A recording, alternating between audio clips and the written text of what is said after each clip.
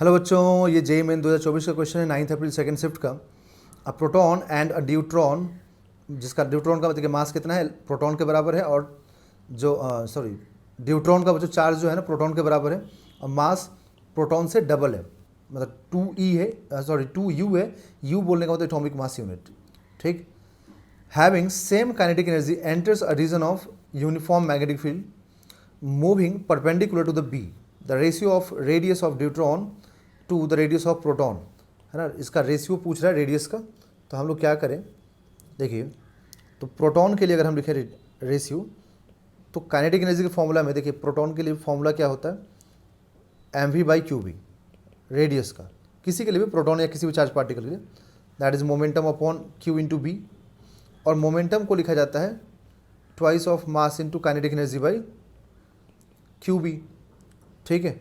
तो अब यहाँ से अगर हम इसका रेशियो लिखें, तो मान लीजिए यहाँ पर प्रोटॉन का अगर मास m है, मैं ऐसा एज्यूम कर लेता हूँ, प्रोटॉन का मास अगर m है और प्रोटॉन का चार्ज अगर q है, ठीक है।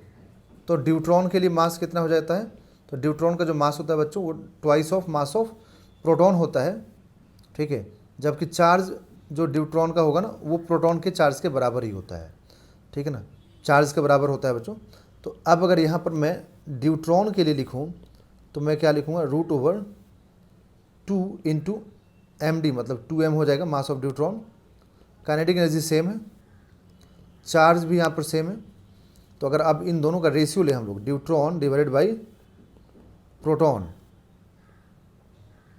तो ये हो जाएगा 2 इंटू 2m के अपॉन qb, जबकि प्रोटॉन का कितना हो जाएगा 2m के अपॉन qb। तो qb से qb कैंसिल, 2 से 2 कैंसिल, k से k कैंसिल, m से m भी कैंसिल, तो सिर्फ क्या बचा यहाँ पर √2 और इधर में 1, क्योंकि इसका √2 मतलब यहाँ पे 2m है ना, तो इसका 2 रिमेनिंग रहेगा, इसलिए √2 अपॉन 1 इसका आंसर हो जाएगा रेशियो का, ड्यूट्रॉन अपॉन प्रोटॉन का।